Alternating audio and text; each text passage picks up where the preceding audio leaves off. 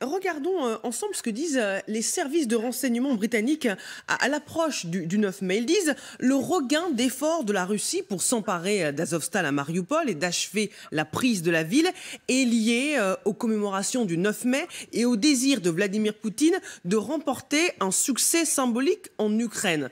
Vraisemblablement, cette victoire n'aura pas lieu d'ici lundi.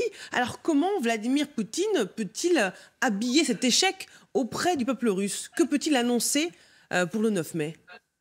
La libération de Mariupol. La libération de Mariupol avec un défilé triomphant de ses forces qui va prouver physiquement cette libération entre guillemets, évidemment, mais c'est ainsi qu'il va communiquer. Et donc, avec Mariupol, c'est quand même une ville clé dans la mesure où elle permet une continuité territoriale entre le Donbass et la Crimée. Et donc, ça donne un socle territorial à la Russie, et ce qui renforce sa position pour une éventuelle et future négociation si jamais elle a lieu. Mais en tous les cas, effectivement, s'il peut dire que Mariupol est définitivement conquise, et s'il y a un défilé militaire, le défilé militaire, c'est soit la commémoration si on le fait chez soi, mais un défilé militaire dans une ville qu'on a conquise, ça prouve la victoire militaire aux yeux du monde entier et avant tout de sa propre population. D'où l'importance, effectivement, de cet éventuel défilé qui viendrait prouver, là je parle de communication, je ne parle pas de la réalité, qui viendrait prouver la victoire, parce que en réalité, sur le terrain, il n'y a pas de victoire. Les Russes sont en difficulté. Mais il pourra, en termes de communication et de propagande,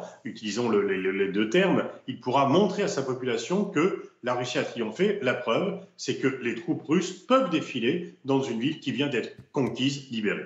Ce sera pour l'affichage, la démonstration de force, alors que sur le terrain, l'armée russe est en difficulté. Magali, quand on dit que Vladimir Poutine va peut-être en profiter pour lancer une mobilisation générale, qu'est-ce que ça veut dire?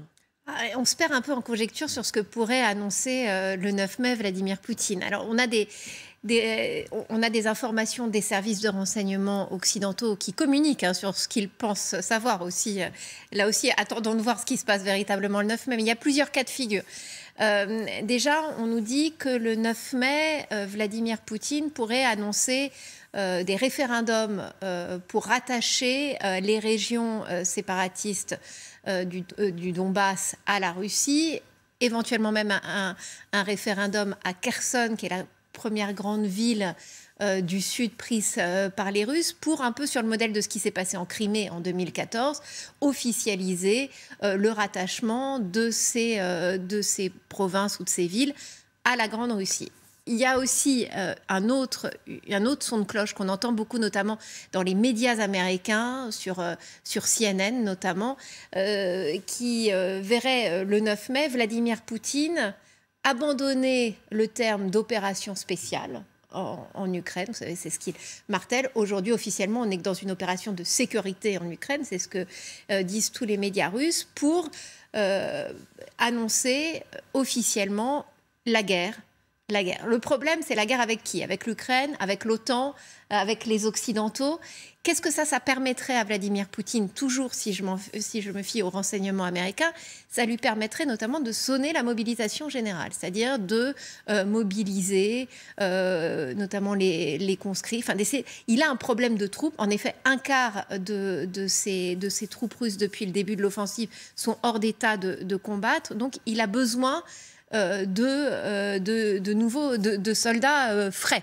Alors, est-ce que c'est ça vraiment qui va le dire le 9 mai? Autre avantage, s'il déclarait officiellement la guerre, il y aurait une solidarité immédiate d'autres pays qui sont regroupés dans une organisation pro-russe. Je pense à la Biélorussie, Kazakhstan, Arménie aussi, qui à ce moment-là devraient officiellement se positionner vis-à-vis de la Russie et on pourrait alors à ce moment-là envisager des troupes, par exemple, biélorusses qui rejoindraient l'armée russe. Ça lui permettrait en fait d'avoir des renforts. Voilà ce que pensent aujourd'hui les services occidentaux, mais les Russes démentent totalement cette version et démentent vouloir annoncer, ils nient vouloir annoncer le début officiel d'une guerre. On irait, ça nous ferait passer dans une autre phase de la guerre, véritablement. À ce moment-là, ce serait très, très différent de ce qui se passe aujourd'hui. Ça deviendrait une guerre bien plus régionale, enfin, même si elle l'est déjà en partie. Pascal Boniface, est-ce que ce 9 mai pourrait représenter un tournant dans ce conflit, surtout si Vladimir Poutine pourrait annoncer officiellement une guerre en Ukraine, parce que jusqu'ici, il ne parle que d'opérations militaires? Alors oui, s'il déclarait officiellement la guerre, ça veut dire donc une très forte mobilisation des renforts. Ça serait effectivement une intensification des combats et on se plongerait encore un peu plus parce que forcément l'aide occidentale allait augmenter automatiquement après cela. Donc il y a deux façons de voir le tournant. Soit il se dit prêt à des négociations parce qu'il a atteint ses objectifs en déguisant la réalité, mais ensuite on peut s'accommoder de cette fiction, soit au contraire il intensifie les combats, mais il sait très bien quand même qu'il y a plus de réserves du côté occidental que du côté russe. Les capacités d'aide occidentale à l'Ukraine sont quasi illimitées.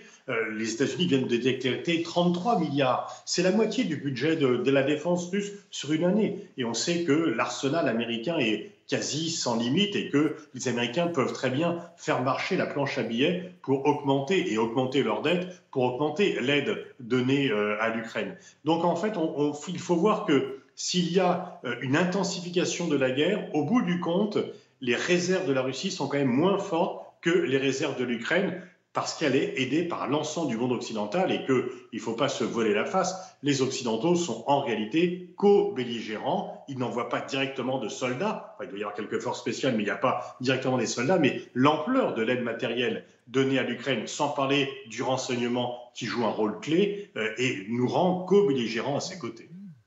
Est-ce que ça vous inquiète, Anne Genté, la tournure que prend ce conflit et cette date du 9 mai qui est exaltée par le Kremlin?